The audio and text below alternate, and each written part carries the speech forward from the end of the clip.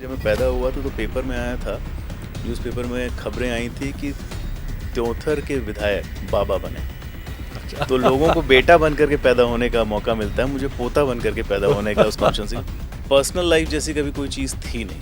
हमारे यहाँ सुबह जो दातून भी हमारे पिता और बाबा करते थे तो लोगों के बीच में ही करते थे। मेरे पिता हमेशा कहा करते थे, एक बड़ा फेमस कोट मुझे उनका हमेशा याद रहता है, मुझे बोलते थे कि बेटा कुछ भी करना सलीके से करना और दिल लगा करना। पान की दुकान भी अगर खोलना तो सबसे अच्छी पान की दुकान खोलना। जब आप एक राजनेता हो जाते हैं और जब आप पब्लिक लाइफ में सार्वजनिक जीवन में आ जाते हैं तो आप महिला और पुरुष भी नहीं रह जाते हैं। क्या बात, जेंडर एग्नोस्टिक हो जाते हैं, सिर्फ आप एक सेवक रह जाते हैं। मुझे बिल्कुल याद नहीं है अपने जन्म से लेके आज तक कि लोगों का प्रेम ना मिला हो। पहला प्रजातांत्रिक चुनाव हुआ था, उसमें भी मेरे बाबा चुन करके गए थे, और जो अभी लास्ट विधानसभा इलेक्शन जो 2023 में, उसमें मैं आया हूँ। अपने बाबा और पिता से सीखा है कि 100% स्क्रूटनी, 100% स्क्रूटनी के साथ आपको जीवन जीना चाहिए। उसमें लोग अच्छा भी बोलेंगे, बुरा भी बोलेंगे, इससे बहुत विचलित नहीं होना चाहिए। मेरे बाबा की सबसे बड़ी खासियत ये थी कि आज तक मैंने उनको अपशब्द इस्तेमाल करते हुए नहीं सुना। मैं पूरे जीवन में जो मैंने देखा, मैंने उनको अपशब्द कभी किसी के खिलाफ अगर बहुत नाराज़ भी होते तो एक कड़ी टोन में बोल देते थे, लेकिन कभी किसी को अपशब्द नहीं बोला। ये एक बहुत बड़ी शक्ति उस पीढ़ी में थी कि कैसे अप्रिय घटनाओं को भी पी जाना, सोख लेना। माँ अगर बुरा भी बोल रही है या थोड़ा कड़े शब्द में भी बोल रही है तो आपको सुधारने के लिए है। तो अगर मेरा कोई क्रिटिसिज्म भी होता है तो मैं उसको प्रयास ये करता हूँ, जैसे अंग्रेज़ी में एक कहावत है कि if life throws lemon make lemonade. तो मैं उसका शिकंजी, उस खट्टे नींबू की शिकंजी बना करके पीने का प्रयास करता हूँ। बहुत सीखने को मिलता है, बड़ा आनंद आता है लोगों के बीच में।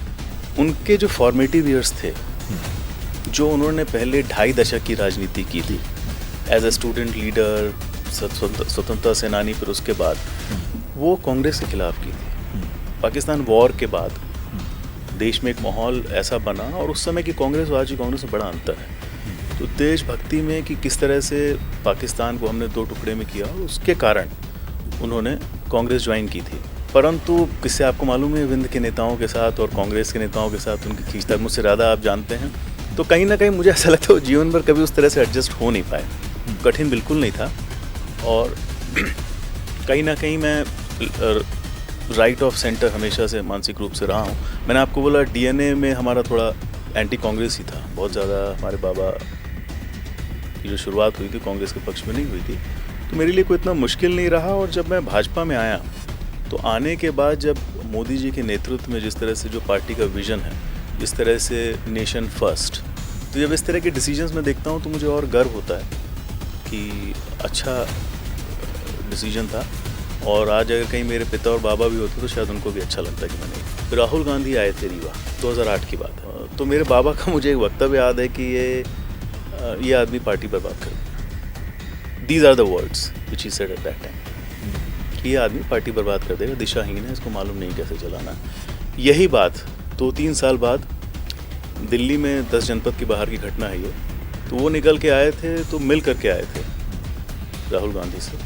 तो जब मिल करके बाहर आए तो बड़े चिंतन में थे। मैंने कहा क्या हुआ, तो बोले कि ये पार्टी बर्बाद कर देगा। सेम चीज़ जो मेरे बाबा ने बोली थी, यही उन्होंने, कि ये व्यक्ति पार्टी को बर्बाद कर देगा, और आज वो परिलक्षित हो रहा है। बीजेपी में बहुत ज़्यादा राइवलरी शब्द और इन सब चीज़ों की जगह नहीं है शरद जी। भारतीय जनता पार्टी एक मिशन है, हर व्यक्ति के पास काम है और बहुत काम है। कोई इसमें अछूता महसूस नहीं करता, ना कोई छोटा या बड़ा महसूस करता है। ये वही पार्टी है जहां एक आम कार्यकर्ता चीफ मिनिस्टर बन सकता है। मोदी जी जैसे व्यक्ति जो कि एकदम नीचे से आते हैं, और आज देश, अगर पार्टी को लगा कि ये इस व्यक्ति में दम है, और उस डिसीजन के कारण आज भारत की दिशा बदल चुकी है। हमें बघेलखंडी पर, अपनी बघेली संस्कृति पर, अपने खाने पर, अपनी ज़मीन पर बहुत गर्व है, और वो हमारी एक बहुत अच्छी दुनिया है जिसको हम अच्छे से वर्ल्ड को प्रेजेंट करते हैं, और हमें इसमें कोई भी गुरेज नहीं है।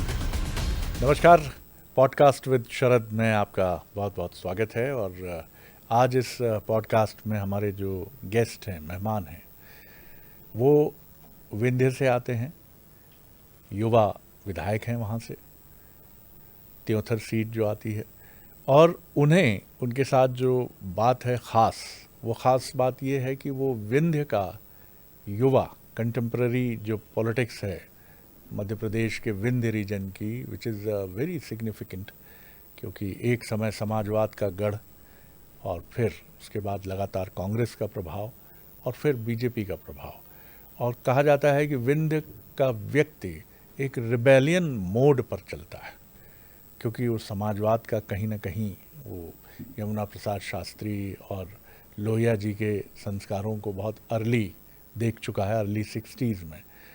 तो सिद्धार्थ तिवारी जी से, उनका पूरा नाम सिद्धार्थ तिवारी है, और वो एक बड़ी स्ट्रॉन्ग पॉलिटिकल लिगेसी से आते हैं, जो पूर्व कांग्रेस नेता, पूर्व विधानसभा अध्यक्ष और दिग्गज विंध्य के नेता श्रीनिवास तिवारी जी के वो पौत्र हैं। और सबसे महत्वपूर्ण बात है कि काफ़ी अध्ययनशील हैं। उन्होंने इंजीनियरिंग की, इंजीनियरिंग के बाद MBA किया सिम्बायोसिस पुणे से, और बहुत कम समय में एक अलग इम्पैक्ट है उनका। और राजनीति में इसलिए उनकी तरफ निगाह बार बार जाती है और रुकती है कि मैं ये नहीं कहूँगा कि बहुत पढ़े लिखे जनप्रतिनिधियों की संख्या कम है, पढ़ा लिखा होना इज़ अ डिफरेंट थिंग, और वो आपके व्यक्तित्व से रिफ्लेक्ट होना, क्योंकि जो बात कही जाती है ढाई आखर प्रेम का, पढ़े सो पंडित होई, तो ये जो दोनों चीज़ें मिलती हैं कि अध्ययन, पढ़ाई लिखाई की विद्वता और मानवीय प्रेम की मनुष्यता, इन दोनों का इंक्लूसिव फ्यूजन एक मुकम्मल और एक कंप्लीट व्यक्ति या जनप्रतिनिधि बनाता है। तो चलिए, थोड़ी दार्शनिक व्याख्या हो गई है, तो मुलाकात करिए, मेरे साथ हैं सिद्धार्थ तिवारी जी। बहुत स्वागत करता हूं सिद्धार्थ जी। बहुत बहुत धन्यवाद जी। चलिए थोड़ा अतीत में डुबकी लगाते हैं। गंगा जी आपके यहाँ से बहुत दूर नहीं है, 125 किलोमीटर दूर प्रयागराज है, और एक समय तो अध्ययन के लिए रीवा का सबसे प्रिय विश्वविद्यालय होता था, इलाहाबाद, जब उसका नाम इलाहाबाद होता था। कैसे अपने बचपन को आप याद करते हैं? किस तरह का एक बड़ी मजबूत लिगेसी राजनीति की, और उसके बीच में एक सिद्धार्थ जो देख रहे हैं ये सारी चीज़ें, तो क्या उसी समय ये बीजारोपण हो गया था, ये बीज मन में आ गया था कि जाना इसी तरफ है? अगर इतिहास की बात करूं, या हम लोगों का जो जन्म हुआ है वो ऐसे एनवायरनमेंट में हुआ है जहां आँख खुलते ही हमने लोगों को देखा। पर्सनल लाइफ जैसी कभी कोई चीज़ थी नहीं। There is no personal life which I have experienced as a child. कोई कभी फैमिली हॉलीडेज नहीं होते थे।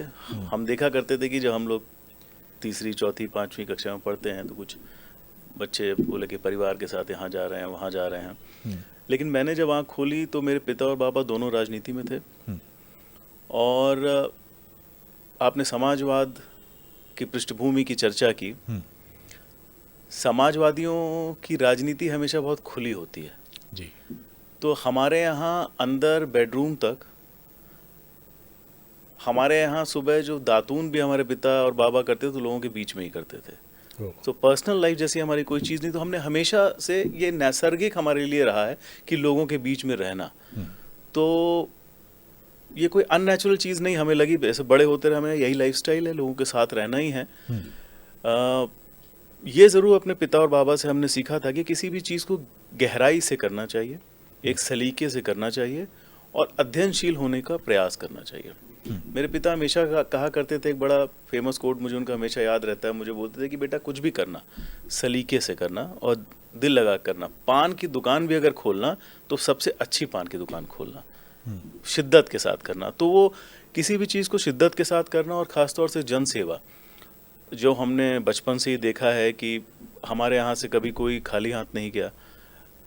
अपना तरफ से हम पूरा प्रयास हमने किया, चाहे हम सत्ता में रहे हों ना रहे हों, चुने हुए प्रतिनिधि हमारे पिता और बाबा रहे हों या चुनाव हारे भी हैं ना रहे हों, परंतु प्रयास ये किया कि हमारे यहाँ अगर कोई आया है, कोई उम्मीद से आया है, तो उसको पूरी शिद्दत से उसकी मदद करने का प्रयास करना चाहिए। यही हमने सीखा अपने बचपन में। ये पिताजी का ये मंत्र आपके मन में बैठ गया कि हर काम सलीके से करना, वो आपकी पर्सनैलिटी में दिखता भी है कि अपेरेंटली आप हर चीज़ को लेकर बहुत कॉशियस अप्रोच के साथ आते हैं, चाहे अपीयरेंस की बात करूं मैं, चाहे प्रेजेंटेशन की बात करूं, या आ, वो क्षण कब आया? क्योंकि राजनीति का आपने एपिकल भी देखा और डिपिकल भी देखा। वो दौर भी आपने देखा कि जब श्रीनिवास तिवारी जी पर पॉलिटिकल अटैक भी हुए और दूसरे अटैक भी हुए जो राजनीति का एक चेहरा है, अफसोसनाक है लेकिन है। और भी कुछ अनफॉर्चुनेट चीज़ें जो आपने देखी, उनसे मन में कभी ये बात नहीं आई कि बड़ी निर्मम है, बड़ी ही क्रूअल है पॉलिटिक्स, और यहाँ तो क्षण भर में रिश्ते बदल जाते हैं। वो व्यक्ति जो विंध्य के लिए समर्पित रहा, आज उसी पर अटैक, आज कोई खड़ा नहीं उस व्यक्ति के साथ। इस तरह का हालांकि कभी समय आया नहीं कि कोई खड़ा ना हो। मुझे बिल्कुल याद नहीं है अपने जन्म से लेके आज तक कि लोगों का प्रेम ना मिला हो। ठीक है, उतार चढ़ाव आते हैं। एक चीज़ मैं अपने आप को भाग्यशाली समझता हूँ, लोगों का प्रेम और आशीर्वाद मिला है कि जो पहला प्रजातांत्रिक चुनाव हुआ था उसमें भी मेरे बाबा चुन करके गए थे, और जो अभी लास्ट विधानसभा इलेक्शन जो 2023 में, उसमें मैं आया हूँ। तो रीवा ज़िले में कम से कम 10वीं बार मेरा परिवार, 10वां मैं प्रतिनिधि हूँ जो जनता के बीच से चुन करके आया हूँ। मुझे नहीं लगता किसी और को इस तरह का मौका रीवा में पहले कभी मिला है। तो बहुत प्रेम मिला है लोगों से। जो आपकी दूसरी बात है, हम सनातन की धरती हैं। मुझे नहीं लगता कोई ऐसा घर होगा हिंदुस्तान में जहाँ रामायण, गीता और महाभारत घर में नहीं मिलती होगी, या आपके बुजुर्ग अध्ययन ना करते हो, या आपने अध्ययन ना किया हो किसी भी फॉर्म में। तो अब चाहे भगवान राम के जीवन को देखें जो मर्यादा पुरुषोत्तम हैं, या भगवान कृष्ण के जीवन को देखें जो कि पूर्ण अवतार माने गए हैं, तो पब्लिक स्क्रूटनी से, बुराई से, तो ये दोनों भगवान भी नहीं बच पाए। तो मनुष्य को उसको पे बहुत ज़्यादा ध्यान नहीं देना चाहिए, और ख़ासतौर से पब्लिक लाइफ में जब आप सार्वजनिक जीवन में रहें तो आपको ऐसा जीवन जीना चाहिए। और यही मैंने कम से कम अपने बाबा और पिता से सीखा है कि 100% स्क्रूटनी, 100% स्क्रूटनी के साथ आपको जीवन जीना चाहिए। उसमें लोग अच्छा भी बोलेंगे, बुरा भी बोलेंगे, इससे बहुत विचलित नहीं होना चाहिए जी। ये मैंने जीवन में सीखा है। ये बड़ा ज़बरदस्त एक मैसेज है कि विचलन नहीं होना चाहिए। तो कुछ आपका आध्यात्मिक ग्रंथों का अध्ययन भी आरंभ से रहा, या इस तरह के संस्कार परिवार ने इनकलकेट किए आप? मुझे लगता है मेरा ही नहीं, भारत के हर घर में ये होता है कि आपको आपकी जो पहली पुस्तक आप सीखते हैं, मुझे बड़ा सौभाग्य मिला कि जो पहली पुस्तक हम देखते हैं वो रामायण, गीता और महाभारत ही होती हैं। और मुझे नहीं लगता, ये मेरा पर्सनल व्यू है, कि दुनिया में आज तक महाभारत, रामायण और गीता जैसे काव्य और गद्य लिखे गए हैं। आज तक कहीं नहीं लिखे गए हैं। जितना अगर आप इनमें घुस करके देखें तो जीवन की कोई ऐसी शैली नहीं है।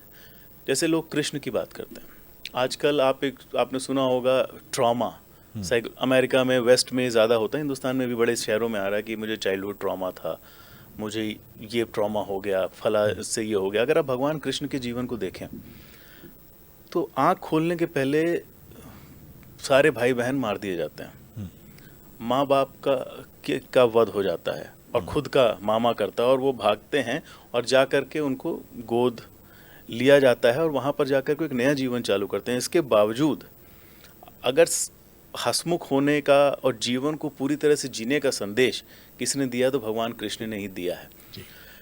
तो इसी तरह से मुझे ऐसा लगता है कि हमें जीवन में अपने काव्यों से सीख मिलती है। और घर में भी मैंने देखा है उतार चढ़ाव, जैसा आपने कहा कि हम जितने चुनाव जीते हैं उतने हारे भी हैं, और हर तरह के समय देखना पड़ता है, परंतु न मेरे बाबा न कभी पिता को मैंने विचलित नहीं देखा। तो life goes on. And Srinivas ji से कभी कोई मंत्र मिला हो, या उनके साथ जो संसर्ग होता रहा आपका, बैठते रहे आप? क्योंकि कहा जाता है मूल से ब्याज ज़्यादा प्यारा होता है, और एक बाबा को अपने छोटे पौत्र से अधिक कुछ भी प्यारा नहीं होता। तो किस तरह की कम्युनिकेशन होता था, या आप जी? बहुत प्रेम मिलता था। हाँ। और दुनिया के लिए मेरे बाबा एक काफ़ी मजबूत राजनीतिक माने गए हैं, लेकिन घर में वो बहुत ही सॉफ्ट और सारे ही अपने नातियों से बहुत प्रेम करते थे वो, हम जितने भाई बहन थे सबसे, सबके अलग अलग उन्होंने नाम दिए हुए थे। मुझे मैं चूंकि थोड़ा सा मोटा था, हेल्दी था उस समय, तो मुझे भीमसेन की उपाधि मिली, तो अरे मुझे वाह, भीमसेन वाह। बुलाया करते थे वो। हाँ। और बहुत कुछ सीखने को मिला। बच्चा, देखिए आप जब आपके घर में छोटा बच्चा जो होता है, हमेशा ये कहते हैं कि वो आपके शब्दों से नहीं, आपके एक्शन से सीखता है। तो हम लोगों को इतनी बड़ी ग्रंथ मिली है देखने के लिए, समझने के लिए, जीने के लिए साथ में, कि बहुत कुछ उनके जीवन से हमने सीखा है। कोई, मेरे बाबा की सबसे बड़ी खासियत ये थी कि आज तक मैंने उनको अपशब्द इस्तेमाल करते हुए नहीं सुना। मैं पूरे जीवन में जो मैंने देखा, मैंने उनको अपशब्द कभी किसी के खिलाफ, अगर बहुत नाराज़ भी होते तो एक कड़ी टोन में बोल देते थे, लेकिन कभी किसी को अपशब्द नहीं बोला। ये एक बहुत बड़ी शक्ति उस पीढ़ी में थी कि कैसे अप्रिय घटनाओं को भी पी जाना, सोख लेना। वो हमेशा ये कहा करते थे कि देखो, तुम्हारा 2 जन्म होता है। पहले जन्म में तुम परिवार के हो, और हमारे घर में तुम पैदा हुए हो तो परिवार के हिस्से हो, तुम्हारी माँ जन्म देती हैं, वो तुम्हारी माँ है। परंतु तुम्हारा दूसरा जन्म होता है जब तुम राजनीति में उतरते हो, जब जनता तुमको आशीर्वाद देती है, वो तुम्हारा दूसरा जन्म होता है, और तुम्हारी दूसरी माँ जनता होती है। मुझे बड़ी विषम परिस्थितियों में राजनीति में आने का मौका मिला, आना पड़ा। मेरे बाबा और पिता दोनों की मृत्यु 1 वर्ष के अंदर हो गई। मेरे पिता के मृत्यु के 15 दिन के भीतर मुझे लोकसभा चुनाव लड़ना था। तो उनकी जो दूसरी बात उन्होंने कही, उसमें जो मुझे जिस तरह का प्रेम लोगों से मिला, और उस माहौल में जिस तरह के वोट मिले, जिस तरह का प्रेम और जिस तरह का ढाढ़स मुझे मिला, तो उनकी वो बात मुझे याद आ गई, और मुझे समझ में आया कि कैसे आपको जनता आपकी दूसरे जन्म आपका होता है, और जनता आपकी माँ है। और यहीं से जो आपने कहा था अप्रिय, या राजनीति में अच्छी या बुरा सब बोलते हैं लोग, तो उसमें माँ अगर बुरा भी बोल रही है या थोड़ा कड़े शब्द में भी बोल रही है, तो आपको सुधारने के लिए है। तो अगर मेरा कोई क्रिटिसिज्म भी होता है, तो मैं उसको प्रयास ये करता हूँ, जैसे अंग्रेजी में एक कहावत है कि if life throws lemon make lemonade, तो मैं उसको शिकंजी, उस खट्टे नींबू की शिकंजी बना करके पीने का प्रयास करता हूँ। बहुत सीखने को मिलता है, बड़ा आनंद आता है लोगों के बीच में। वाह। एक आगे बढ़ते बढ़ते धारा में जब आपने सार्वजनिक जीवन में प्रवेश कर ही लिया, और जाहिर है उस समय की पार्टी कांग्रेस थी, क्योंकि परिवार से आपने वही देखा, ये फैसला आसान नहीं रहा होगा कि कांग्रेस को छोड़कर बीजेपी का हाथ थामना। जो समर्थक थे उनकी तरफ भी निगाह होगी। आपने मेरे बाबा का जिक्र किया जी, और बताया कि कांग्रेस के नेता थे। उनके जो फॉर्मेटिव ईयर्स थे, जो उन्होंने पहले 2.5 दशक की राजनीति की थी, एज ए स्टूडेंट लीडर, स्वतंत्रता सेनानी, फिर उसके बाद वो कांग्रेस के खिलाफ की थी। आपने सोशलिस्ट बेल्ट की बात की, सोशलिस्ट बेल्ट, सोशलिज्म को और समाजवाद को वहाँ पे अगर उसकी नींव रखने वाले लोगों में से वो एक सीनियर लीडर थे। और उन्होंने 72-73 में पाकिस्तान वॉर के बाद देश में एक माहौल ऐसा बना, और उस समय की कांग्रेस और आज की कांग्रेस में बड़ा अंतर है। तो देशभक्ति में कि किस तरह से पाकिस्तान को हमने 2 टुकड़े में किया, और उसके कारण उन्होंने कांग्रेस ज्वाइन की थी। परंतु किससे आपको मालूम है, विंध्य के नेताओं के साथ और कांग्रेस के नेताओं के साथ उनकी खींचतान मुझसे ज़्यादा आप जानते हैं, तो कहीं ना कहीं मुझे ऐसा लगता है वो जीवन भर कभी उस तरह से एडजस्ट हो नहीं पाए। और तब की कांग्रेस और अब की कांग्रेस में बहुत अंतर है। अभी दिशाहीन हो चुकी है कांग्रेस, आप देखें, और कि संसद में अभी क्या हो रहा है, मुद्दों को छोड़ करके पशुओं पर चर्चाएं हो रही हैं। कांग्रेस के नेता यही कर रहे हैं, कोई भौंक रहे हैं, कोई कुछ कर रहे हैं। जब इस तरह का पतन मैं देखता हूं पार्टी का, कि बिना किसी विचारधारा की है, डायरेक्शन लेस पार्टी है, तो मुझे बड़ा हर्ष होता है कि मैंने डिसीजन लिया। तो अगर आप बोलें कठिन, तो कठिन बिल्कुल नहीं था। और कहीं ना कहीं मैं राइट ऑफ सेंटर हमेशा से मानसिक रूप से रहा हूँ। मैंने आपको बोला डीएनए में हमारा थोड़ा एंटी कांग्रेस ही था, बहुत ज़्यादा। हमारे बाबा की जो शुरुआत हुई थी कांग्रेस के पक्ष में नहीं हुई थी, तो मेरे लिए कोई इतना मुश्किल नहीं रहा। और जब मैं भाजपा में आया तो आने के बाद जब मोदी जी के नेतृत्व में जिस तरह से जो पार्टी का विजन है, जिस तरह से नेशन फर्स्ट, और जिस तरह से आपने अभी देखा कि पीएमओ का नाम बदल चुका है, तो जब इस तरह के डिसीजंस में देखता हूँ तो मुझे और गर्व होता है कि अच्छा डिसीजन था। और आज अगर कहीं मेरे पिता और बाबा भी होते तो शायद उनको भी अच्छा लगता कि मैंने ये किया। दोनों के रहते हुए बाबा और पिताजी के कभी ऐसी बात हुई थी कि पार्टी अब कांग्रेस लक्ष्यहीन दिखती है, हाँ, ऐसी कोई चर्चा हुई थी? हुई थी। मुझे दो वाक्य बड़े अच्छे से याद हैं। 2008 में कांग्रेस के उस समय के शीर्ष नेता जो अभी भी हैं, राहुल गांधी आए थे रीवा, 2008 की बात है, 8 या उसी आसपास के समय की बात है। तो मेरे बाबा का मुझे एक वक्तव्य याद है कि ये आदमी पार्टी बर्बाद कर देगा। These are the words which he said at that time, कि ये आदमी पार्टी बर्बाद कर देगा, दिशाहीन है, इसको मालूम नहीं कैसे चलाना है। यही बात 2-3 साल बाद दिल्ली में 10 जनपद की बाहर की घटना है, ये 11-12 के आसपास की है। मेरे पिता उस समय उपाध्यक्ष थे कांग्रेस के, तो वो निकल के आए थे, तो मिल करके आए थे राहुल गांधी से। और जब मिल करके बाहर आए तो बड़े चिंतन में थे। मध्य प्रदेश भवन था, तो वहाँ पर वो रुके हुए थे, तो मैं बैठा हुआ था, तो चिंतित लगे। मैंने कहा क्या हुआ? तो बोले कि ये पार्टी बर्बाद कर देगा। सेम चीज़ जो मेरे बाबा ने बोली थी, यही उन्होंने, कि ये व्यक्ति पार्टी को बर्बाद कर देगा। और आज वो परिलक्षित हो रहा है। मैं कहूँ वो तो विजनरी थे उस समय कि ऐसा बोला। आज 10 साल बाद, 12 साल बाद बिहार में आप हाल देख लीजिए, उत्तर प्रदेश में हाल देख लीजिए, पूरे देश में हाल देख लीजिए, तो दिशाहीन हो चुकी। और जब किसी भी पार्टी की कोई दिशा न रह जाए, कोई विजन न रह जाए, कोई नैरेटिव न रह जाए, तो सिर्फ एक व्यक्ति को, जो देश सेवा में लगा हुआ है, माननीय प्रधानमंत्री नरेंद्र मोदी जी, सिर्फ एक व्यक्ति को गाली देना अगर आपका एजेंडा हो जाए, सबसे बड़ा तो यही दिखाता है, साइन होता है कि आपकी पार्टी अब डिक्लाइन की तरफ है। आप जब आए बीजेपी में तो फिर ये चर्चा शुरू हुई कि विंध्य की राजनीति में एक युवा चेहरा आया है, अब की जो राजनीति अब चलेगी आगे, उसमें फिर ये संघर्ष मुझे लगता है अपेरेंटली जनरेट भी किया जाता है। इसमें कुछ कंट्रीब्यूशन मीडिया का हो सकता है, कुछ कंट्रीब्यूशन महत्वाकांक्षी कार्यकर्ताओं का हो सकता है, और कुछ वो चतुर चाणक्य लोग होते हैं जो पर्दे के पीछे होते हैं, लेकिन आगे कन्फ्रंटेशन पैदा करने के लिए, सामने के लिए चीज़ें उत्पन्न करते हैं। बीजेपी में बहुत ज़्यादा राइवलरी शब्द और इन सब चीज़ों की जगह नहीं है शरद जी। भारतीय जनता पार्टी एक मिशन है। हर व्यक्ति के पास काम है और बहुत काम है। कोई इसमें अछूता महसूस नहीं करता, ना कोई छोटा या बड़ा महसूस करता। ये वही पार्टी है जहां एक आम कार्यकर्ता चीफ मिनिस्टर बन सकता है।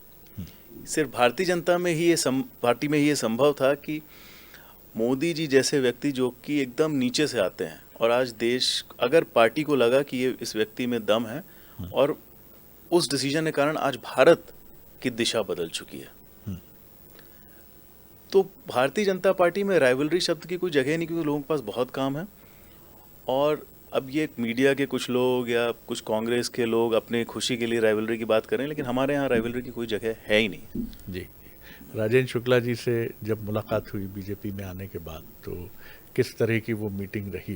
क्योंकि ये जो मीडिया रिपोर्ट्स कह लूँ मैं, या मैं कह लूँ कि जो लोग ये जनरेट करने की कोशिश करते हैं कि राइवलरी शुरू हो चुकी है, उनका कहना था कि सिद्धार्थ जी और राजेंद्र जी के बीच में एक विंध्य को लेकर एक होड़ शब्द कहूँ या प्रतिस्पर्धा कहूँ या ये ना भी कहूँ, तो कहूँ कि हाँ, दोनों के बीच में भाई एक युवा बैट्समैन है, एक सीजन बैट्समैन है।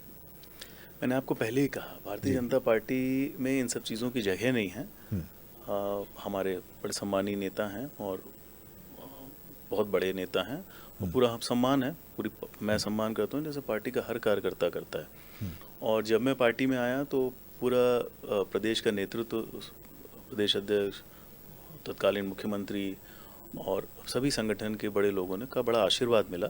उनमें से हर बड़ा नेता था, चाहे वो हमारे विंध्य के हों या पूरे प्रदेश के हों, तो बहुत अच्छा था। मैंने आपको कहा बहुत अच्छा लगता है, बहुत सकारात्मक सोच के साथ काम करने का मौका मिलता है। और ख़ासतौर से हमारे मुख्यमंत्री डॉक्टर मोहन यादव जी के साथ एक, जिसको कहते हैं ना, यू फील हर्ड, आपको लगता है कि आपकी आवाज़ सुनने वाला कोई है। भाजपा के हर कार्यकर्ता को ये लगता है कि डॉक्टर मोहन यादव उसकी बात सुनते हैं। उनमें से मैं भी एक हूँ, तो बहुत अच्छा लगता है। और मुझे एक विधानसभा का दायित्व मिला हुआ है, तो पूरा प्रयास करता हूँ कि उस पर अच्छा काम करूँ, और माननीय मुख्यमंत्री जी का आशीर्वाद विधानसभा को मिलता रहता है। जी, अपरेंटली ये बात आपकी ठीक है कि बीजेपी में इन सब चीज़ों के लिए बहुत जगह रहती नहीं है, ये कांग्रेस की पद्धति ज़्यादा है कि बीजेपी में संगठन गढ़े चलो, यही इम्पोर्टेंट चीज़ है। और चले चलो, जिसको वे कहते हैं मैन टू मैन मार्किंग, वो भी संगठन की तरफ से रहती है। अगर किसी ने भी पटरी छोड़ी तो मैसेज बहुत साइलेंटली उस तक पहुंच जाता है, ये बात ठीक है। आपने एमबीए भी किया और कुछ मल्टीनेशनल्स में भी काम किया, तो ये सिर्फ एक उस दुनिया का अनुभव लेने की कोशिश थी, मतलब आना इधर ही था, या बीच में ऐसा भी लगा कि इस दुनिया में, यानी मल्टीनेशनल्स की दुनिया में जहाँ पैसा बहुत है, ग्लैमर है, एक अलग दुनिया है, वहाँ भी करियर हो सकता है? मुझे ऐसा नहीं लगता पॉलिटिक्स को एक करियर होता है। हाँ, ठीक बात है। ये बहुत कॉर्पोरेट वर्ड है, कॉर्पोरेट वर्ड है। और मैंने जो अपने जीवन में और जो अपने घर में देखा, तो अगर आप चुन करके चुने हुए प्रतिनिधि बनते हैं, तो एक जरिया होता है कि सरकार के माध्यम से आप अच्छी योजनाएं ला पाएं, सरकार का विधानसभा में माननीय मुख्यमंत्री जी का ध्यान आकर्षण आप अपने क्षेत्र पे जो आपको मिला है मौका 5 साल में, उसमें आप कर पाएं। और कहीं ना कहीं मैं इसमें सफल भी हो रहा हूँ। माननीय मुख्यमंत्री जी सितंबर में हमारे यहाँ गए थे, उन्होंने बहुत बड़ी घोषणाएं की। मुझे गर्व होता है कि जब त्योंथर, जो मेरा एक विधानसभा क्षेत्र है, ये उत्तर प्रदेश से लगा हुआ है, अभी तक ये तमंगा लगा हुआ था कि ये जिले का और प्रदेश की सबसे दूरवर्ती विधानसभा उत्तर प्रदेश का बॉर्डर है, और रीवा जिले से त्योंतर हेडक्वार्टर करीब 85 किलोमीटर दूर है जिला हेडक्वार्टर से, तो डिस्टेंस काफ़ी हो जाता है।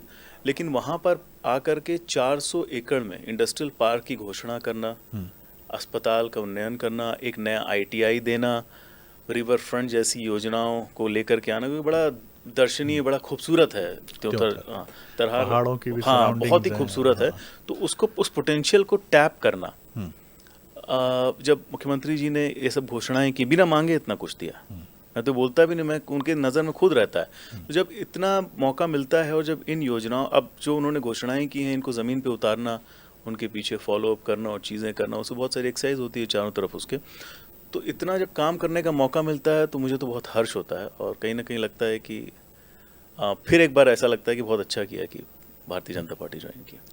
त्योंथर की मैं बात करूं, आपका क्षेत्र है और परंपरा से आप उसे देखते रहे हैं, क्या आपको लगता है डेवलपमेंट के क्या वहाँ सूत्र हो सकते हैं, और क्या चीज़ें हैं जो आपको लगता है कि अभी तक किन्हीं किन्हीं कारणों से नहीं हुई, लेकिन अब उसकी ज़रूरत है? एक तो आपने बता ही दिया कि बहुत अच्छी सराउंडिंग्स हैं, नेचर ने बहुत उसे नवाजा है, और यूपी से लगता है तो एक ऐसा पैसेज भी है वो कि टूरिस्ट का आना जाना उस तरफ लगता है। तो आपकी एक युवा जनप्रतिनिधि के नाते त्योंथर के विकास की संकल्पना क्या है?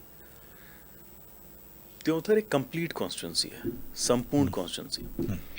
तो उसका कारण ये है कि हम सबसे फर्टाइल लैंड है जी, और भारतीय जनता पार्टी की योजनाओं के कारण करीब करीब 90% से ज़्यादा सिंचित है। उसके कारण हम विंध्य की धान का कटोरा है। मतलब बाणसागर ने काफ़ी सींचे, बाणसागर ने मदद की है। हमारे यहाँ जो नहरें आई हैं, त्योंतर फ्लो और बाकी, भारतीय जनता पार्टी की सरकार ने पिछले 20 सालों में बहुत सिंचाई हुई है। 90% से ज़्यादा सिंचाई हुई है। हमारे यहाँ 3 नदियाँ आती हैं, तमस है, बेलन है, गुरमा है, यूपी का बॉर्डर है। तो हम बहुत फर्टाइल लैंड है। धान का कटोरा हम विंध्य के हैं। और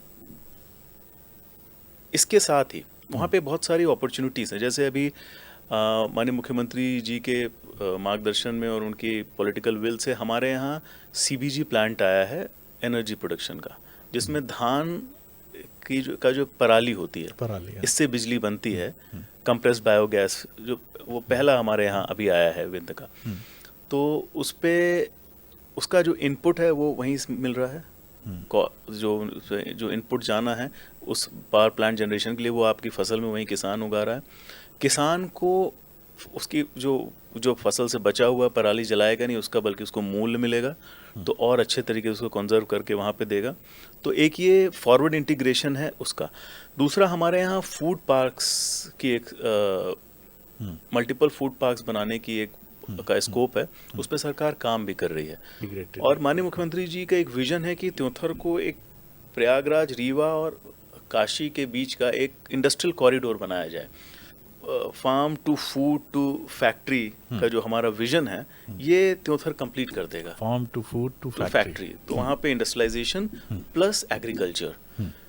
तो मुझे ऐसा लगता है कि विंध्य का मोस्ट डेवलप्ड एरिया बनने का, जैसे कभी सिंगरौली कोल के कारण हुआ, लेकिन त्योंथर जो है वो अपने लोकेशन के कारण, एक फ्लैट लैंड के कारण, अवेलेबिलिटी ऑफ लैंड के कारण और कनेक्टिविटी के कारण, मुझे ऐसा लगता है कि most developed constituency of Vindhya बन सकता है अगले 10 सालों में, अगर ढंग से उस पर काम किया आपने कहा विंध्य का कटोरा, कुछ राइस मिलिंग और इस तरह की चीजें भी प्लान में होंगी? वो तो ऑलरेडी हैं, राइस मिल्स वगैरह तो इनिशियल चीज़ें हैं। हाँ। आगे फूड पार्क्स और सीबीजी प्लांट्स और इंडस्ट्रियलाइजेशन अगर होगा तो उसको एक लीप्स एंड बाउंड्स हो, एक नई परिस्थिति 10 साल में बन करके क्रिएट हो जाएगा। मुझे पूरा भरोसा है डॉक्टर मोहन यादव जी के नेतृत्व में ये संभव है। आपके चेहरे पे जब बात त्योंथर की सुनी तो मैं बताते समय आप बहुत इन्वॉल्व थे और सारी चीज़ें उसका एक बड़ा मेरे लिए इमोशनल क्यों है जी। जब मैं पैदा हुआ था, अब मैं तो पैदा हुआ तो मुझे पता नहीं, लेकिन पेपर कटिंग पुरानी है तो किसी ने मुझे दिखाया और बताया, जो वहाँ के हमारे बुजुर्ग हैं। जब मैं पैदा हुआ था तो पेपर में आया था, न्यूज़पेपर में खबरें आई थी कि त्योंथर के विधायक बाबा बने। अच्छा। तो लोगों को बेटा बन करके पैदा होने का मौका मिलता है, मुझे पोता बन करके पैदा होने का उस कॉन्स्टिट्यूंसी में तो बहुत ज़्यादा है और बहुत प्रेम मिला है त्योंथर से। मेरे बाबा वहाँ से 2 बार जीते हैं। उसके बाद आपने जिस राइवलरी को कहा, राइवलरी कारण टिकट काट दी गई थी, तो बहुत प्रेम मिला। और जब मैं गया तो मुझे भी वहाँ पूरा प्रेम मिला और चुन करके भेजा है लोगों ने। तो कहीं ना कहीं मुझे एक ये रिस्पॉन्सिबिलिटी, दायित्व तो लगता है कि जितना हो सके वो मैं त्योंथर के लिए करूँ। बहुत बढ़िया, ये दिख रहा था ये इन्वॉल्वमेंट आपका। और जैसा आपने हमें बताया त्योंथर के बारे में, तो हम भी बड़ा अच्छा लगा। मैं आपको इनवाइट करता हूँ, बल्कि मैं कहता हूँ मैं आऊँगा, एक वहाँ बैठ के आपसे बात करेंगे और वहाँ की जो पोटेंशियल चीज़ें हैं बिल्कुल उन पर हम बात करेंगे। विंध्य में समग्र अगर बात करूँ तो मुझे लगता है कि बड़ी ऊर्जा है विंध्य के व्यक्ति में। ये अपनी माटी और अपनी, क्योंकि सबसे ज़्यादा मैंने मध्य प्रदेश का ये हिस्सा देखा जिसमें माइग्रेटरी टेंडेंसीज है। जिस तरह से रोज़गार की ज़रूरत थी, तो मैं देखता हूँ कि पूरे मध्य प्रदेश में और मध्य प्रदेश के बाहर सबसे ज़्यादा संख्या जो है वो रीवा से गए हुए लोगों की, और बड़े एंटरप्राइजिंग हैं, हर परिस्थिति में अपनी संस्कृति से जुड़े हैं। मैंने एयरपोर्ट पर भी बहुत ऊंची आवाज़ में बघेली में बात करते हुए लोगों को सुना है विंध्य के, और मैं प्रणाम करता हूँ उसको। मेरा बड़ा आदर है इस बात को लेकर कि वो इसकी बिल्कुल परवाह नहीं करते कि कौन क्या सोच रहा है। वो अपने बघेली में निमग्न होकर, चाहे आप फर्स्ट एसी हो विंध्य हमारी रीवा जाने वाली ट्रेन का, या फिर तमाम चीज़ें, इसको कैसे और इसका डायनामिक कैसे हम ऐसा करें कि विंध्य की ये प्रतिभा वाकई एक उभर कर सामने। हमारे देखिए हमारा कल्चर बहुत स्ट्रांग है और हम सबको बहुत गर्व है अपने कल्चर। बघेली तो आप बोल लेते हो? हाँ, बढ़िया से, अच्छे से। हाँ। बघेली में ही हम लोग बात करते हैं जी। तो हमें बघेलखंडी पर, अपनी बघेली संस्कृति पर, अपने खाने पर, अपनी ज़मीन पर बहुत गर्व है। और वो हमारी एक बहुत अच्छी दुनिया है जिसको हम अच्छे से वर्ल्ड को प्रेजेंट करते हैं, और हमें इसमें कोई भी गुरेज नहीं है। आपने जो माइग्रेशन की बात की, मुझे ऐसा लगता है जिस तरह का इंडस्ट्रियलाइजेशन, जिस तरह की ग्रोथ माननीय डॉक्टर मोहन यादव जी के दिमाग में है, जो प्लान विंध्य अगले 10 साल में, मैंने कहा एक नई पिक्चर देखेगा। मैं उसको बड़ा सिंपल सा उदाहरण आपको देता हूँ। अभी तक के जो मुख्यमंत्री थे, हालांकि हमारे यहाँ से 2 मुख्यमंत्री हुए हैं, मेरे विंध्य से ही हुए हैं, और उसके बाद भी कांग्रेस की सरकार रही है, उस तरह का ध्यान जैसे डॉक्टर मोहन यादव विंध्य के ऊपर दे रहे हैं, और मल्टीपल, मैं बताऊंगा कैसे अलग अलग तरीके से एक बड़ा प्लान विंध्य के लिए उनका है। मैंने पहले किसी और मुख्यमंत्री को नहीं देखा। मैं जब से पैदा हुआ हूँ, जब से आँख खोली, तब से मुख्यमंत्री प्रदेश के देख रहा हूँ, सभी मुख्यमंत्रियों को मिला हूँ, देखा हूँ, बात की है, लेकिन इस तरह का विजन, इस तरह का प्लान मैंने कभी नहीं देखा। उसमें इंडस्ट्रियलाइजेशन भी है। विंध्य की पिछले साल अक्टूबर में विंध्य की इंडस्ट्रियल कॉन्क्लेव हुई थी रीवा की, रीवा में हुई थी। 27,000 करोड़ के उसमें इन्वेस्टमेंट के कमिटमेंट्स आए थे। पहला उदाहरण सितंबर में 11 महीने हुए थे, 19 सितंबर को माननीय मुख्यमंत्री जी त्योंथर में आए थे और पहला सीबीजी प्लांट फ्रॉम इंसेप्शन 11 महीने में उसका भूमि पूजन हो गया। तो ये विजन की मैं स्पीड भी दिखा रहा हूँ, एक तो विजन ब्रॉड होता है, तो ये इंडस्ट्रियलाइजेशन पे उनका विजन है। उसी तरह से उन्होंने टूरिज्म का कॉन्क्लेव विंध्य के लिए अलग से किया। विंध्य हमारा स्पिरिचुअल टूरिज्म का हब है। चित्रकूट, अयोध्या के बाद अगर सबसे ज्यादा कहीं भगवान राम रहे हैं तो चित्रकूट धाम है। 11 वर्ष वहाँ रहे हैं। चित्रकूट में एक एनर्जी है, कामतानाथ स्वामी है, एक जो पुल करती है। तो बहुत जल्दी अयोध्या जैसा वहाँ एक धाम डेवलप करने के लिए माननीय मुख्यमंत्री जी उसमें इन्वेस्टमेंट कर रहे हैं, एक विजन ला रहे हैं। हमारा नर्मदा पास में है, अमरकंटक हैं, विंध्यवासिनी के हम चरणों में, माता विंध्यवासिनी के चरणों पे हैं, प्रयागराज वहाँ बगल में। तो ये एक पूरा कॉरिडोर वहाँ पे एक टूरिज्म का बनेगा, जिससे डेफिनेटली एयरपोर्ट आने के बाद माननीय मुख्यमंत्री जी की लीडरशिप में रीवा में एयरपोर्ट आ गई, फ्लाइट्स चालू हो गई और मुझे ऐसा लगता है कार्गो हब भी बनेगा और एयरपोर्ट एक्सपैंड होगा। ये उनका विजन है। इन सब को अगर आप देखें, industrialisation plus tourism plus spiritual tourism plus जो focus on farm output, agriculture output, अगर आप इन चारों को मिलाएंगे तो विंध्य की एक नई पिक्चर आपको अगले 10 साल में देखने को मिलेगी। मुझे पूरा भरोसा है कि हम सब उसको विटनेस करेंगे। आपको बुला करके हम बिफोर और आफ्टर दिखाएंगे। तो मैं ये भी सोच रहा हूँ कि 2 इंजीनियर, एक सीनियर और एक यंग, राजेंद्र शुक्ला जी भी मेरे ख्याल से इंजीनियरिंग से निकले हुए हैं और सिद्धार्थ तिवारी भी इंजीनियरिंग से हैं, और 2 इंजीनियर्स, और ये मैंने अखिल भारतीय सेवा के अधिकारियों में काफ़ी साइजेबल चंक देखा इंजीनियर्स का। मैं ये नहीं कह रहा हूँ कि बाकी लोगों के पास उतना क्लेवर या उस तरह का मस्तिष्क नहीं है, लेकिन हाँ, इंजीनियर्स की सक्रियता काफ़ी है। तो ये बहुत अच्छी बात है कि दोनों ही राजनेताओं के पास विंध्य विकास का एक बड़ा ब्लूप्रिंट है। और ये निश्चित तौर पर और जैसा आप बहुत आपने बड़ी इम्पोर्टेंट बात बताई कि डॉक्टर मोहन यादव बहुत साफ विजन के दामाद साथ भी हैं। हाँ, विंध्य के रीवा के दामाद। अरे ये बड़ी इम्पोर्टेंट बात आपने बताई। ठीक बात है। तो वहाँ जाते होंगे तो अब एक कहीं ना कहीं, और अच्छे दामाद होने का पूरी रिस्पॉन्सिबिलिटी निभा रहे हैं, पूरी रिस्पॉन्सिबिलिटी, पूरी ताकत से काम कर रहे हैं विंध्य के लिए। 1-2 सवालों के साथ बातचीत को ख़त्म करेंगे हम। थोड़ा सा व्यक्तिगत सवाल है ये। हमने सुना है कि राजनीति और सार्वजनिक जीवन में आने के बाद आपने कुछ ऐसा भी सोच रखा है कि बस अब यही सिंगल ही रहना है, जबकि आपकी पर्सनैलिटी हैंडसम हंक जो कहा जाता है और मोस्ट एलिजिबल बैचलर जो कहा जाता है, उन तमाम पैरामीटर्स पर आप एकदम खरे उतरते हैं। इज़ इट ट्रू सर जो मैंने सुना है, या ये सिर्फ देखिए, हाँ, मैंने भगवान कृष्ण के जीवन के बारे में बताया, या किसी का भी आप सार्थक जीवन ले लें, तो मुझे ऐसा नहीं लगता है कि आप डिसाइड कर सकते हैं कि जीवन आपको कहाँ ले जाएगा। ये मेरी डेस्टिनी मुझे पॉलिटिक्स में लेके आई है। मेरे भाग्य मुझे यहाँ लेकर के आया, जिसको मैंने दोनों हाथों से स्वीकार किया है, संपूर्ण मन से उसको स्वीकार किया है। और पब्लिक लाइफ, राजनीतिक जीवन ऐसा हो जाता है कि आपके यहाँ पे कोई 9 to 5 जॉब नहीं है।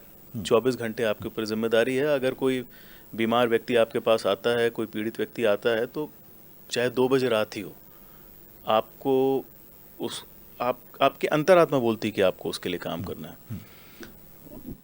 तो मनुष्य का जीवन एक तालाब के जैसे नहीं होता। मुझे ऐसा लगता है कि एक नदी के जैसे होता है। जब गंगा गोमुख से निकलती है तो उनको मालूम नहीं हो कहाँ जाएंगे और जा कर के कहाँ समुद्र में मिलेंगी। तो जीवन जहाँ ले जाएगा वहाँ जाऊँगा, मेरे ऐसे कोई सेट मंशा नहीं है। ये ज़रूर है कि जो जिम्मेदारी जनता ने दी है, जो मैंने अपने घर से सीखा है, उसको मैं 100% निभाऊंगा। उसके लिए जो भी छोड़ना पड़े वो छोड़ूंगा, छोड़ा भी है और छोड़ूंगा भी। गीता का भी आपने बार बार जिक्र किया, तो accept life as it comes. ऐसा नहीं एक्सेप्ट लाइफ एज इट कोई निषेध नहीं है, कोई निषेध नहीं है। जीवन मुझे ऐसा लगता है नदी की तरह आपको जीना चाहिए। क्या बात है। और क्योंकि आवश्यक ये है, क्योंकि तालाब का जो पानी होता है वो बदबूदार हो जाता है, तो बंधा हुआ पानी जीवन नहीं हो सकता। सीखते जाना है। जीवन जो भी सामने आपके देता जाता है उसको एक्सेप्ट करना है और अच्छे से अच्छा उसका उपयोग करके जनता ने जो आशीर्वाद दिया है, प्रयास है कि उस पर आपने पूरा खरा अपनी उतरो। दादी को भी देखा होगा, शायद विंध्य में या उत्तर प्रदेश में आजी बोलते हैं उनको। हाँ, हमारे यहाँ हम भैया कहते थे, भैया। लेकिन मैं देख नहीं पाया। मैं जब 1.5 साल का था तो उनका ओह। निधन हो गया था। मदर को भी आपने देखा। जी। तो राजनेता के लिए कहा जाता है कि होम मेकर एक ऐसी जीवन संगिनी का होना बहुत ज़रूरी है। आप पूरे समय बाहर हैं।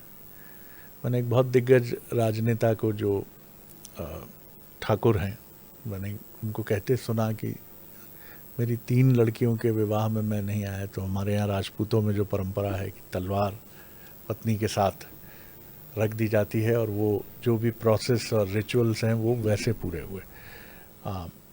ऐसे में बड़ी ज़रूरी चीज़ भी होती है। और मैंने एक बड़ी दिलचस्प बात ये भी नोट की है कि आमतौर पर डॉक्टर के साथ एक कपल बनता है, इंजीनियर का इंजीनियर के साथ। अखिल भारतीय सेवा में भी मैंने देखा, लेकिन मैंने पॉलिटिक्स में नहीं देखा कि एक राजनेता दूसरी राजनेता से, महिला या पुरुष से, या महिला है तो पुरुष से वो विवाह करे। मतलब रेयरेस्ट ऑफ द रेयर देखा। आपने एक चीज़ सुनी होगी जी, जेंडर एग्नोस्टिक, आजकल हाँ, दुनिया में gender चलता है, agnostic। वर्ड जी, चलता है जेंडर जी। एग्नोस्टिक। जब आप एक राजनेता हो जाते हैं और जब आप पब्लिक लाइफ में, सार्वजनिक जीवन में आ जाते हैं, तो आप महिला और पुरुष भी नहीं रह जाते हैं। क्या बात है। तो कहीं ना कहीं आप महिला और पुरुष भी नहीं रह जाते हैं, जेंडर आप एग्नोस्टिक। जेंडर एग्नोस्टिक हो जाते हैं। सिर्फ आप एक सेवक रह जाते हैं। और जैसा कि आपने कहा कि ये बात सही है कि हमने भी अपने मैंने कहा हमने कोई पर्सनल लाइफ देखी ही नहीं जीवन में, कोई फैमिली हॉलीडे देखा ही नहीं। तो एक राजनेता, चाहे वो पुरुष हो या स्त्री हो, जब उनका विवाह होता है तो किसी प्रोफेशन के साथ नहीं होता, सिर्फ एक शब्द के साथ होता है, त्याग।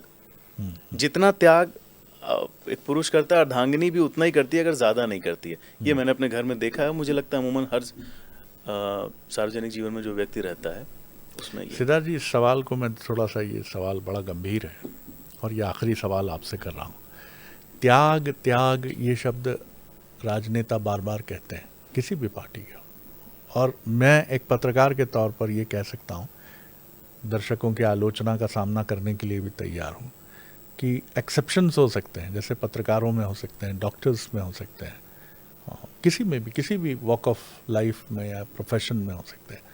लेकिन जो त्याग राजनेता आज कर रहा है, मैं भी देखता हूँ कि आप उसे जो सुविधाएं मिलती हैं, लेकिन उसके बाद भी उसकी कोई पब्लिक लाइफ नहीं है, जैसा आपने कहा, ना उसके परिवार की कोई पब्लिक लाइफ है। इसके बाद भी उसका त्याग जनता तक क्यों नहीं पहुंच रहा है? मोस्ट ऑफ द पीपल ये मानते हैं कि राजा की तरह रहते हैं ये लोग, इनकी चुटकी में काम हो जाता है, इनकी ज़िंदगी में बड़ा आराम है, ये लोग अरबों रुपए की वेल्थ बना लेते हैं, एक पार्षद भी पैसों पर खेलता है। ये कहाँ से पैदा होता चला जा रहा है? क्या कारण है इसका? देखिए, आज़ादी के बाद थोड़ा सा, चूंकि आपने बड़ा गंभीर प्रश्न पूछा है, तो 2 मिनट लूंगा जी। आज़ादी के बाद जो हमारे कॉन्स्टिट्यूशन की जो आत्मा थी, जो महात्मा गांधी जिस तरह का देश देखना चाहते थे, कांग्रेस और उनके नेता कहीं ना कहीं उसमें विफल रह गए। ये जो आप बोल रहे हैं कि जो इमेज है पॉलिटिशियन की, इमेज कैसे ऑटोमेटिक तो बन नहीं गई। कुछ नेता ऐसे रहे होंगे जिन्होंने ये किया, या इस तरह का व्यवहार जनता से किया कि वो उनसे उठ करके हैं। पिछले 12 सालों में मोदी जी के प्रधानमंत्री बनने के बाद सबसे बड़ा काम अगर कुछ हुआ है तो इस इमेज को, जो ये नेता की अबव ऑल और जो ये बहुत बड़ा आदमी है, इस इमेज को हिट करने का उन्होंने काम किया है। और ये बहुत ज़रूरी था। हमें जब उनसे मिलने का मौका मिलता है तो एक ही बात बोलते हैं कि जिसकी तुम लोग सेवा करने गए हो, उससे 1 इंच ऊपर भी अगर तुम हो तो गलत है वो। तुमको ज़मीन पे उतर करके उसी के स्तर पे काम करना चाहिए।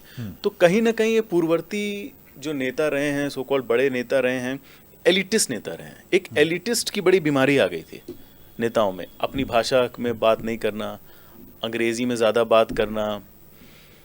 तो मैकॉले का प्रभाव मुझे लगता है आज़ादी के बाद ज़्यादा दिखा आज़ादी के पहले से। जो अंश मैकॉले के अब जाते जाते जा रहे हैं, और हमारे प्रधानमंत्री भारत को वापस अपनी, हमारे पास आज चॉइस है कि हम कौटिल्य का भारत बनना चाहते हैं कि मैकॉले का। तो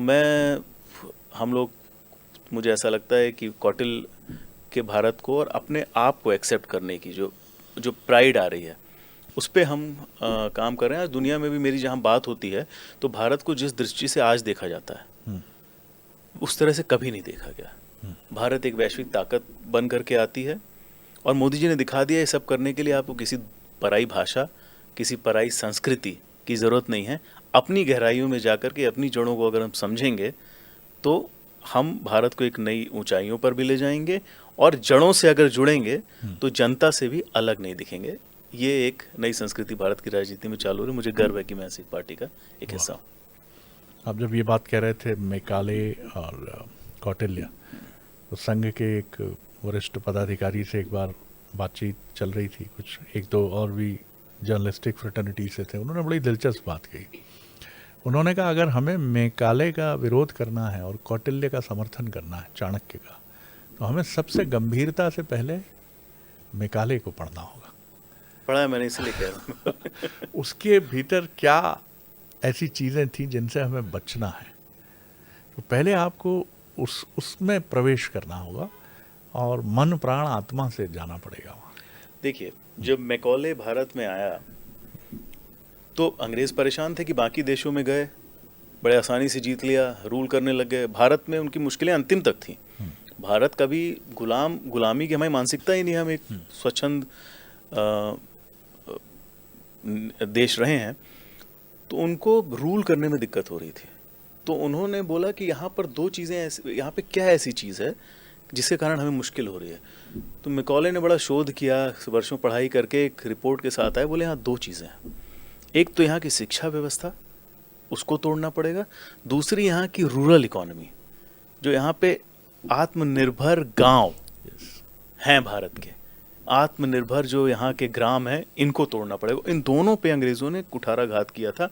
अनफॉर्चुनेट बात यह है कि वो काफ़ी सालों तक वो चला है, जो कि अब जाकर के मोदी जी के नेतृत्व में टूट रहा है। बिल्कुल ठीक बात है। ऐसा अभिमत इतिहास की किताबों से भी झांकता हुआ हमारे सामने आता है। और विलियम डैलिम्पल की जो चर्चित किताब है गोल्डन रूट, 2000 साल पहले के भारत की, तो वो इसी तथ्य की स्थापना करती है कि भारत की जो अर्थव्यवस्था है और स्पेशली जो रूरल इकॉनमी है, कि मलमल भी अंगूठी से निकल जाती थी और कभी गांव शहरों की तरफ नहीं आए। उनकी इकॉनमी अपने आप में पूरी थी। बिल्कुल ठीक बात है। अच्छा है कि आप इन सारी चीज़ों को पढ़ते भी हैं, गुनते भी हैं, बुनते भी हैं, सामने भी रखते हैं। सिद्धार्थ जी, बहुत उम्मीदें हैं आपसे, और सबसे ज़्यादा विंध्य को हैं, क्योंकि आप एक बहुत मजबूत राजनीतिक परंपरा से भी आते हैं। राजनीति जीवन के दूसरे क्षेत्रों की तरह चुनौतियों का नाम है। यहाँ 230 के 230 विधायक अपनी अपनी महत्वाकांक्षाएं लेकर राजनीति के अखाड़े में हैं। विपक्ष है, सत्ता पक्ष है, और दोनों तरफ से आप मुझसे बेहतर समझते हैं कि वो जो हिडन चैलेंजेस हैं वो हमेशा प्रिवेल करते हैं, वो हमेशा रहते हैं। लेकिन आप इन सब से ऊपर उठें, कामयाब हों और विंध्य और मध्य प्रदेश के लिए कुछ ऐसा कर सकें कि जिससे लगे सबको कि वाकई आपने जिन शब्दों का प्रयोग हमारे साथ बातचीत में किया है और जिसके लिए आप बड़े कमिटेड हमें दिखे हैं, वो सार्थक हो सके। बहुत शुक्रिया। बहुत बहुत धन्यवाद। उम्मीद करूँगा कि अपने एफर्ट्स में सफल हो, आप उम्मीदों पर खरा हो तो जी, जनता की और आपकी भी। बिल्कुल, बहुत शुभकामनाएं। तो ये थे सिद्धार्थ तिवारी जी, युवा विधायक हैं भारतीय जनता पार्टी के त्योंथर से। पॉडकास्ट विद शरद में इतना ही। अगली बार एक और पर्सनैलिटी के साथ आपसे मिलेंगे।